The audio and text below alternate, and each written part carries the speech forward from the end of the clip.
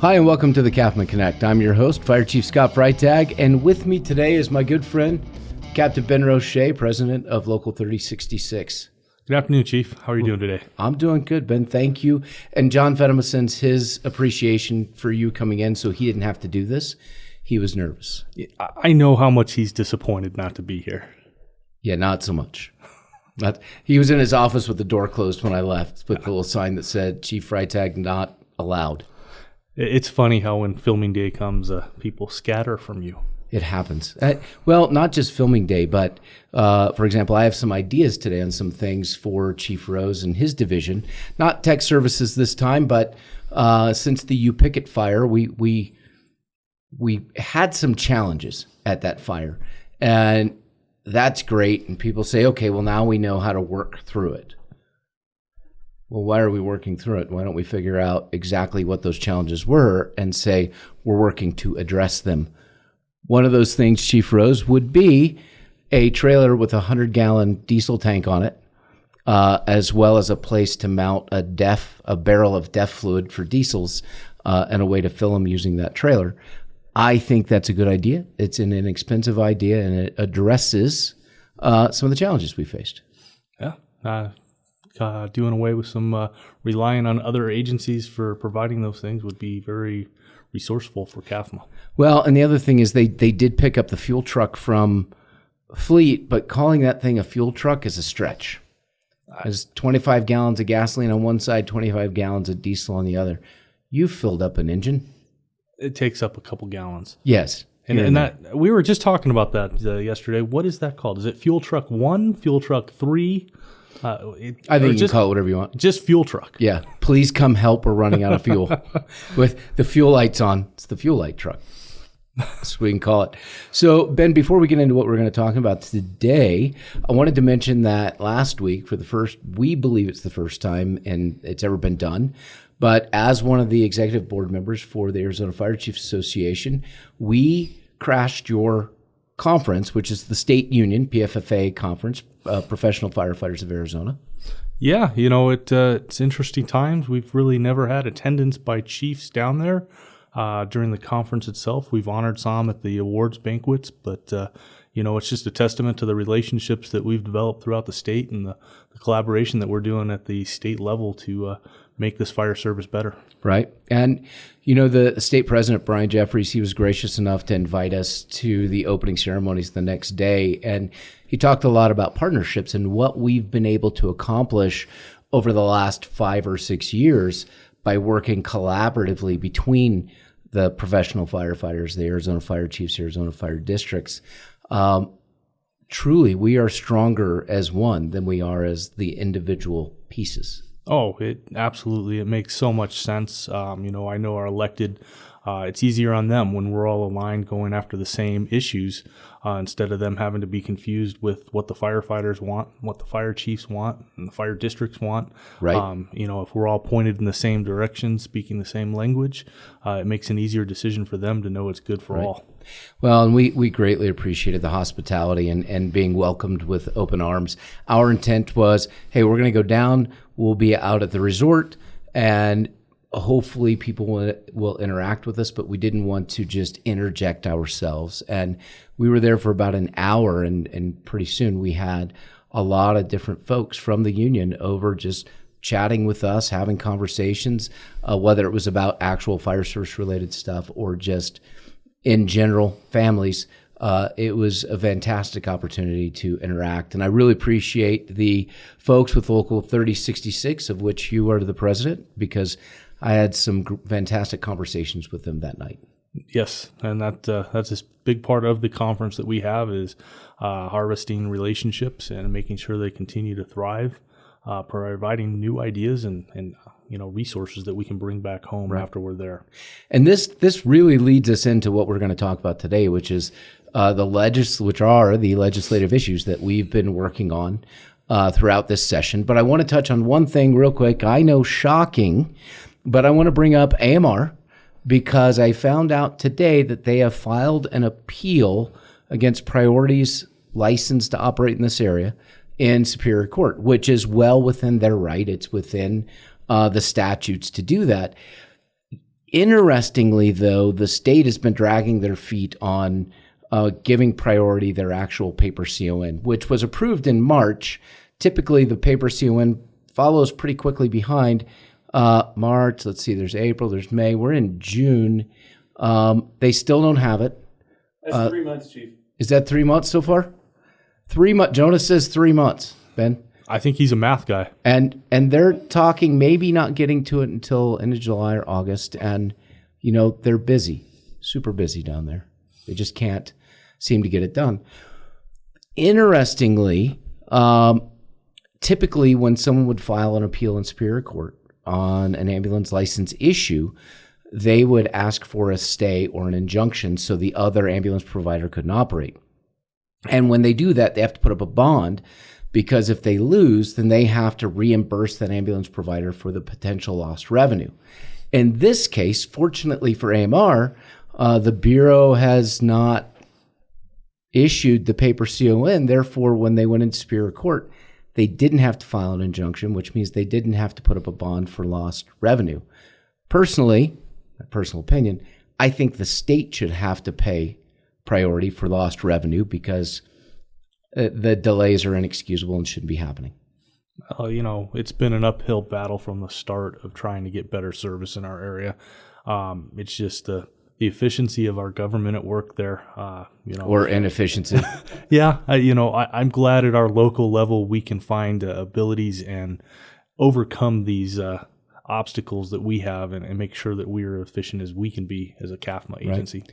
Well, we've said this before, and before we started, we talked about, hey, there's some things where we have limits we can't say on the podcast, and then there's some things that I can say. And so I'm not sure whether this is one of those I can or I can't, but I'm going to say it. Jonah can bleep it out. If necessary.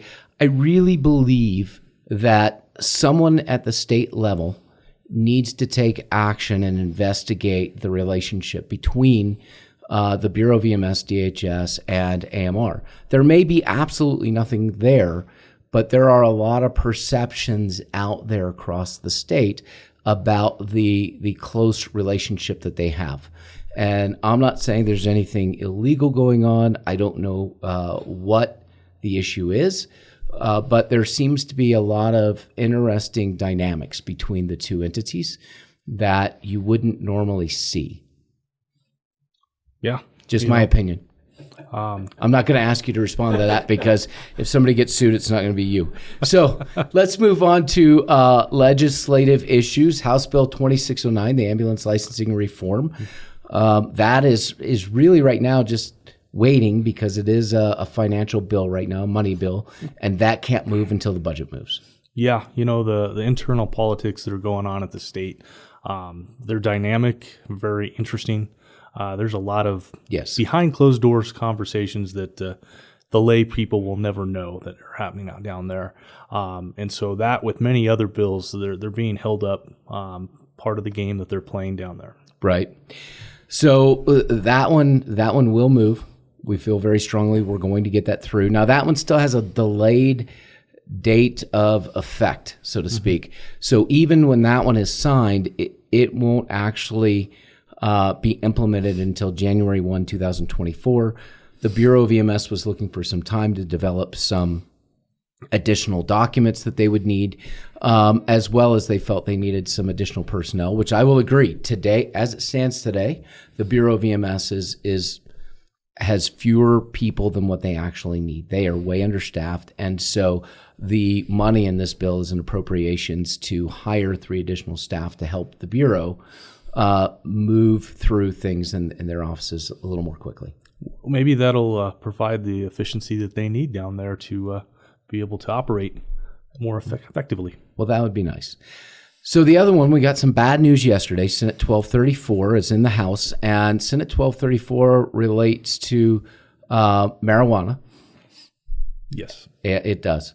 And so when the recreational marijuana passed by a vote of the people on the ballot, there was language in there that directed some of the revenue to fire service, law enforcement agencies, PSPRS related, to help cover additional costs or expenses, because in other states where they've passed this, they've seen an increased demand for our services. Unfortunately, there's an attorney at the state level, not the attorney general, another attorney, who interpreted the current languages to not include fire authorities, even though we're actually made up of fire districts. It was an oversight when it was drafted. It has been corrected. We did receive the money. The current interpretation by the Attorney General is that we should be included. This was just a cleanup language. It cost no money anywhere, didn't take money away from any other parties. It was just a simple cleaning of the original bill. Right. Should be a no-brainer. Really, probably just part of the games that are being played down there. Fortunately, we've got this address to be reheard. We're working through all of our avenues through the PFFA legislative team and trying to make sure we have the appropriate audience once it's reheard. Well, and I think part of it is there's folks down there who at the legislature who still are not fond of the fact that the recreational marijuana passed. But the bottom line is it did pass. And so now we have to address these challenges. And when we look at just in simple terms, and I've reached out to Representative Burgess and sent her this information, let's say that marijuana tax would provide $300,000 for round numbers to CAFMA. It costs us for a new employee approximately $100,000 with employee-related expenses and gear. Yeah. So that would be 3 additional personnel, which is excellent. And that would come from marijuana tax. The people who buy marijuana fund those $300,000. Well, we need the 3 people. However, if we don't get the marijuana tax, then that has to go on the property tax. And if you just look at CYFD alone, the underlying taxing authorities for Central Arizona Fire and Medical, that would be a 3.52 cent increase to the property tax rate just to replace the monies that we would lose related to marijuana tax because of an interpretation. And the treasurer has said, no, I interpret it this way. But if that treasurer is not there, then we could lose the money. And if somebody else has a different interpretation, they could try to require us to give the money back. So we need the 3-word cleanup. It is a big deal because it relates to property tax rates. Well, absolutely. It would be very unfortunate for Central Yavapai or Chino Valley have to raise their taxes because they're not receiving the funding that they deserve from the bill that was passed. Right. So hopefully when that one's reheard, we'll have the right audience that'll pass. It does require a supermajority, so it passed yesterday with a simple majority, but not the supermajority. Yeah. We're just short of that. So now you and I we're recording on Tuesday for a podcast on Friday, but the reason we're recording Tuesday is because you and I are going to be at the Senate on Wednesday, June 8th this week, to visit on another bill.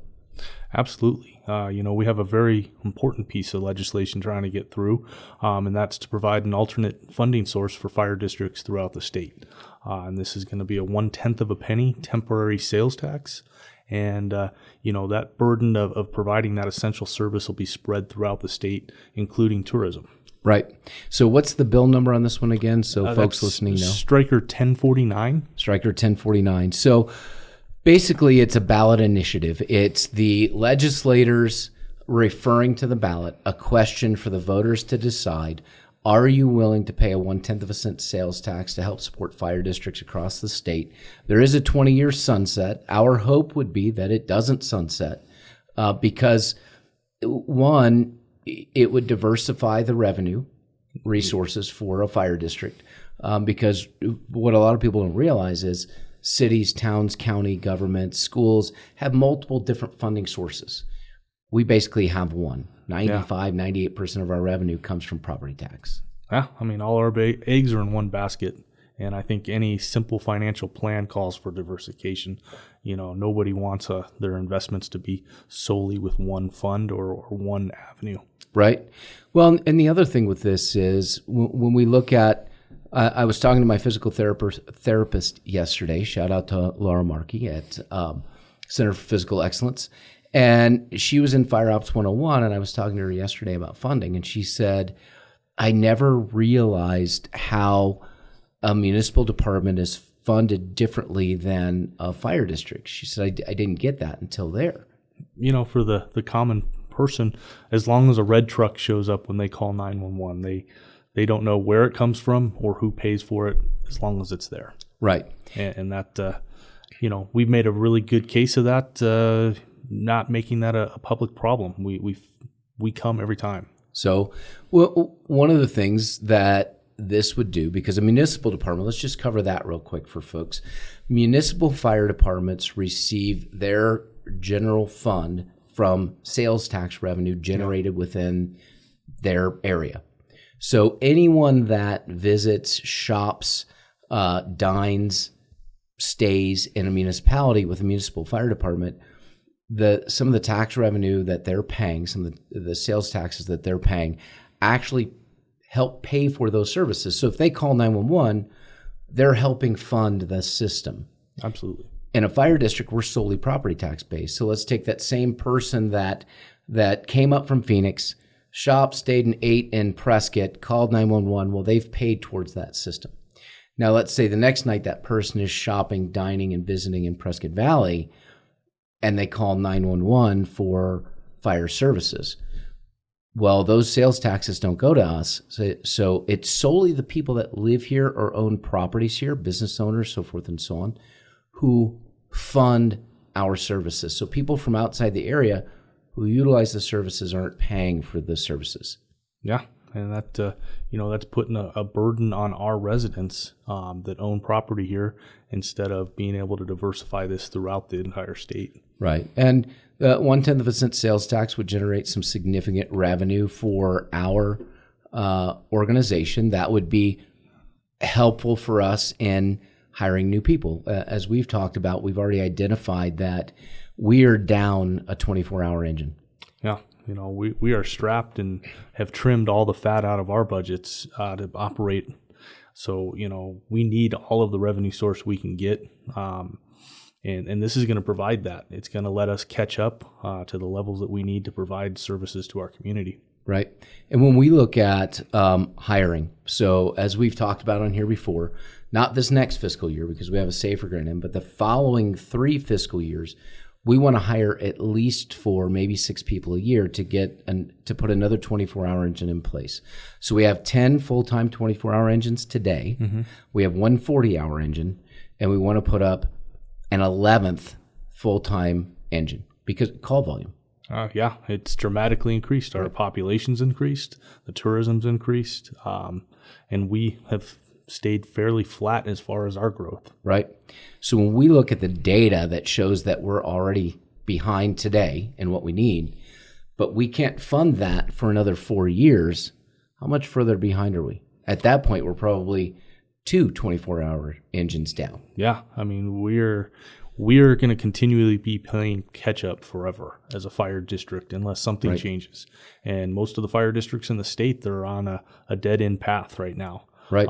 We have some opportunity for increasing our tax levy to make up for that income that we need. Many of the fire districts throughout the state don't have that opportunity. Right. And we talked about earlier, just the $300,000 would require a 3.5 cent tax increase for CYFD. And if you were just trying to raise $100,000 on the Chino side, it'd be a 6.67 cent tax increase. So when we look at those numbers and we say, well, we need to hire 4 people per year minimum at $100,000 a piece for round numbers. Again, that's employee-related expenses and gear.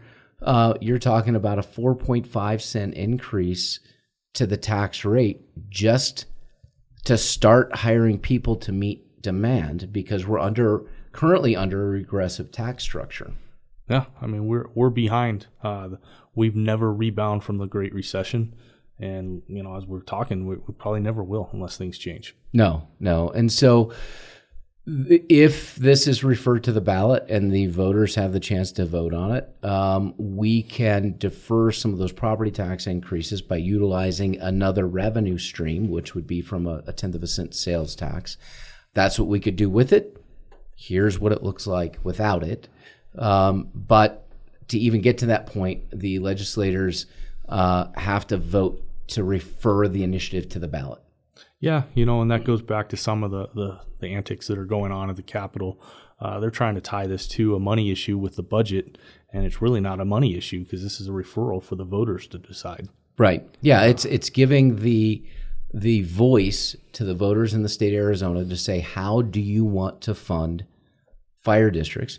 And then if it goes out to the voters, then there's a lot of information that needs to be provided so people understand why, just like we talked about. Yeah. Because municipal governments are funded this way, fire districts are funded this way. Under municipality, your sales tax that everybody pays to support the system. Under the fire district, only those people who own properties pay. Yeah, and I think we're in a good time right now with the governor's office. He's made public comment saying we need more firefighters in the state of Arizona. We do, and there's no greater truth in our profession. So with him coming out publicly to say that, it really opens the opportunity for us politically to use that. Sure. And I think he believes that. He sees it in the state. Mm-hmm. So anything that we can get to the governor's office for his signature, he's already said that he's going to sign. Well, and think about it. The feds and the state are having difficulty hiring their seasonal wildland firefighters, which means they're actually depending on us more, the local entities.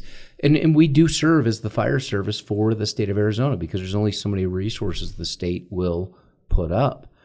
So they call for us. Well, we're running into situations because of our increased call volume. Our folks are just exhausted. So we're having trouble backfilling positions, which means mandatory overtime, which means we're not sending engines out on wildland because we need the big trucks to roll out of the stations here to protect our local community. But missing out on those wildland assignments is a detriment to our community. As Chief Durr and I talked about last week, the knowledge and expertise that our folks bring back from those to our community allows us to get ahead of a wildland incident in our area much faster than most. Yeah, in the way the state forestry is set up, fire districts and some of the municipal fire departments, they're the first line defense. Yes. They don't have a fleet of firefighters. So they rely on us, and when we don't have the manpower to respond to the incidents that they're calling for, that harms the entire state. Yes. That harms just multiple levels that you don't think about from a wildland fire, right. From watershed issues to agricultural issues to human issues of infrastructure. And staffing is a challenge. We did our first ever joint recruiting day this past Saturday. We had law enforcement, we had emergency communications, we had Yavapai College with their EMT and paramedic programs, as well as their firefighter 1 and 2. Priority ambulance was there. Yes, AMR was there. Of course, Prescott Fire, us, we were there because it was hosted at our facility. And for a week and a half's notice, there was a lot of good turnout. But we're trying to get out and build that next generation of people to work for this agency. And if we can hire the number of people we need, and if we can develop most of them in this area, it's better for our community. It's better for our agency and agency culture. And with that, I have a question for Taylor. So because your daughter Taylor's here with us, and so we might as well ask her. So what are you doing? Are you in college right now? No, I just finished. Just finished college? Graduated? Yes. And what are you going to do? I'm going to go work as a lab tech. Really? Yeah.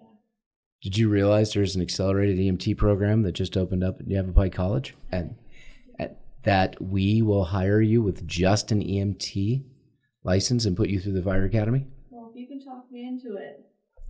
There's potential here, Ben. We have more conversations we need to have with Taylor about her potentially being a firefighter. Well, we'll have to have some conversation. I don't know if her degree is in the field of fire science. In fact, I know it's not. Whatever. So we don't care. Yeah.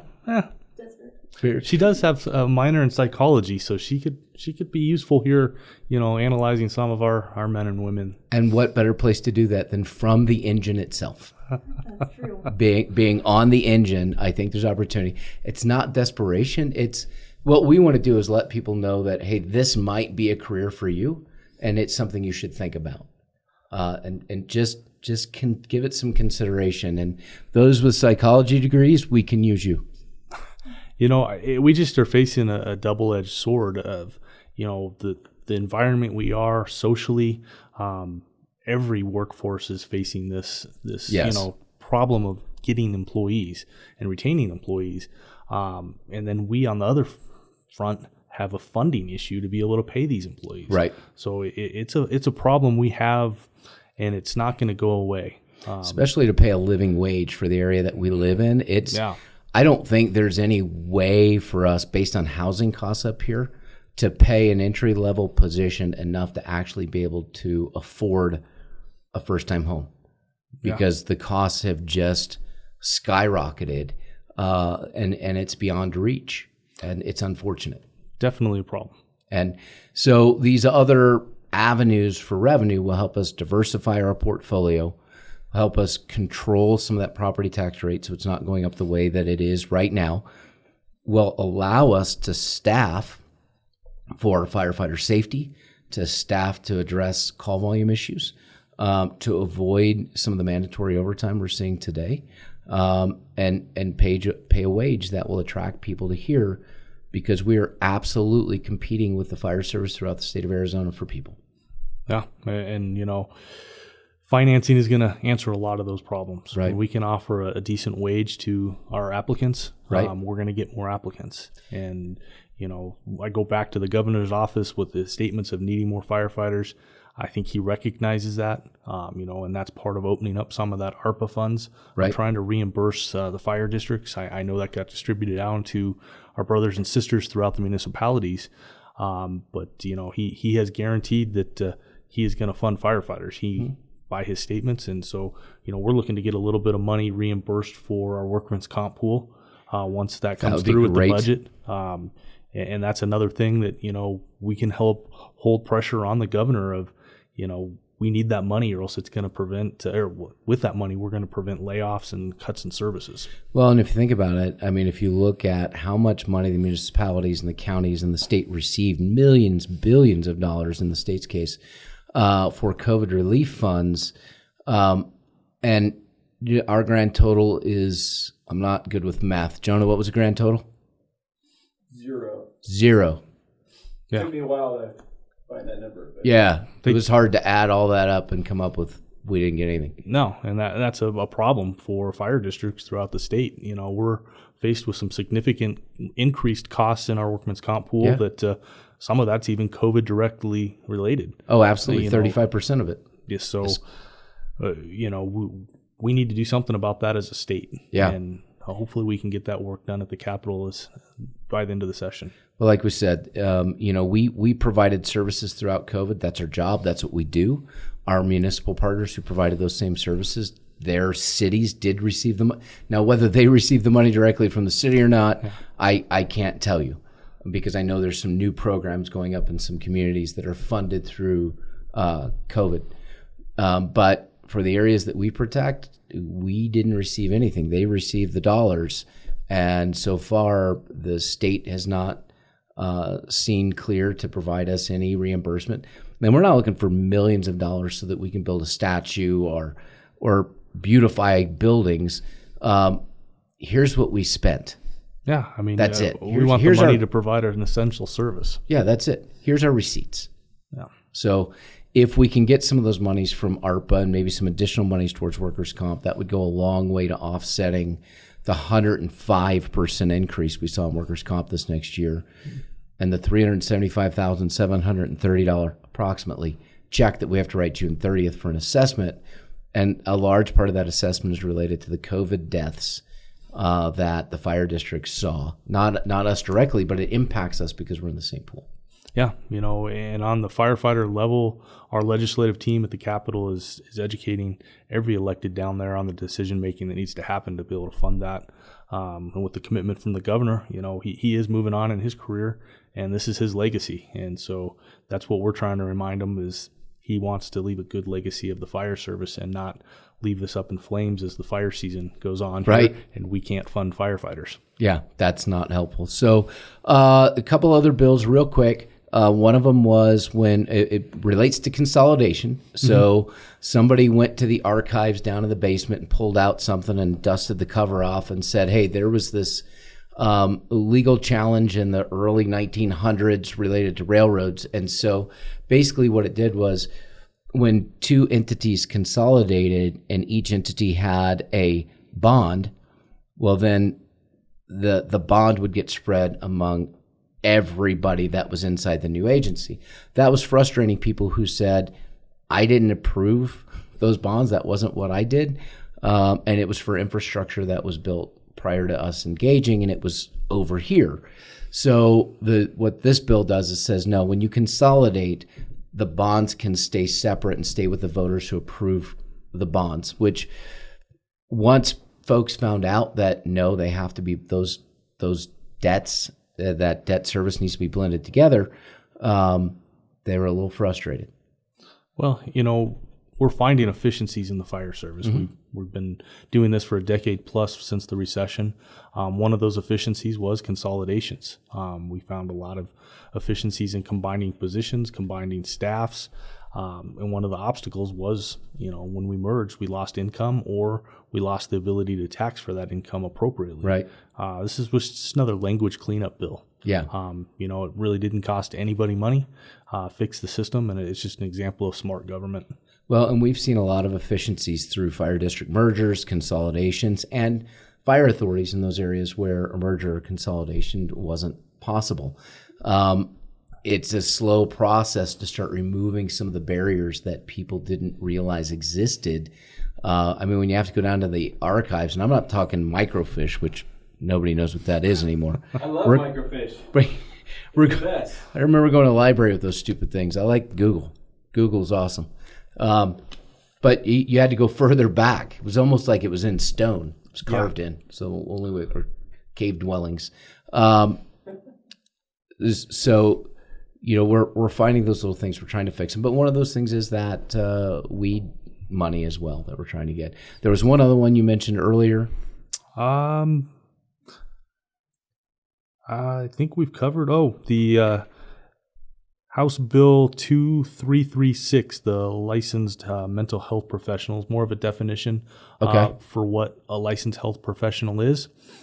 We had our mental health bill last year providing some presumptive coverage, and this just was more language cleanup to help that system. Well, we're having a lot of conversations within our agency about behavioral health. We've signed a retainer agreement with Start Moving On Counseling Service, who specializes in trauma counseling for military, first responders, law enforcement. Just fantastic group of people. We're so happy to be working with them, as well as the Mighty Oaks Foundation, the Center for Excellence. We're finding resources, but the key component of that is having a culture where people say or feel comfortable saying, I'm not okay.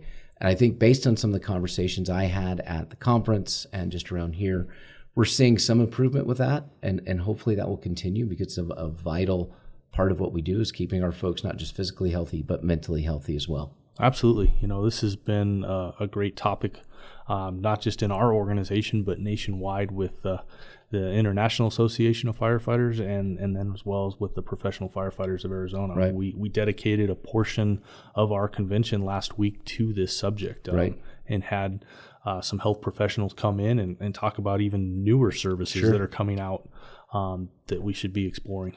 Well, it's good to see this as a topic of conversation for the union, for the fire chiefs, for the fire districts.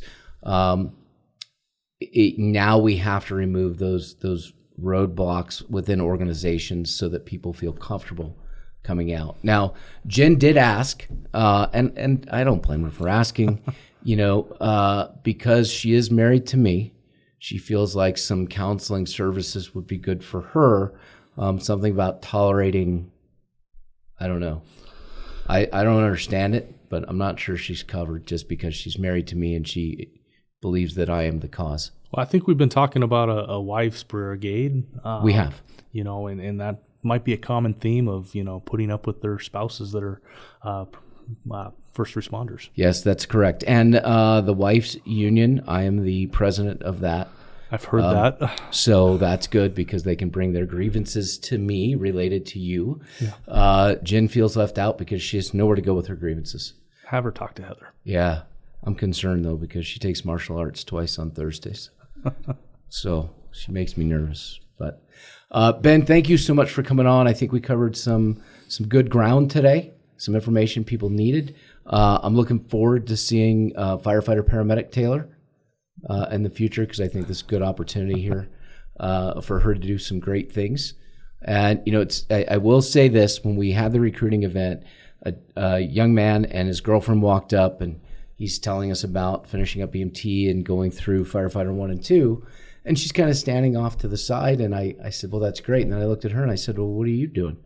And she said, I work for a dental clinic. Mm-hmm. And I said, well, what do you want to do? She's like, I'm not real sure. I said, well, maybe the right place for you is on an engine. Have you ever thought about that? And she's like, I don't know. Maybe. You're a great recruiting officer, So Chief. we're out there trying to actively recruit and let people know this profession may be for you. You should consider it. Just take a look. I mean, here's Taylor thinking she just came out for lunch today, and now she's being recruited. Exactly. She's like, I have to tolerate this guy now? No way. I am never coming here again. But Ben, thank you for coming in. Taylor, thanks for coming out with him. As always, Jonah, thank you for the excellent work. I think we're going to try to have some fun next week on the podcast. Brad Davis, I'm coming for you.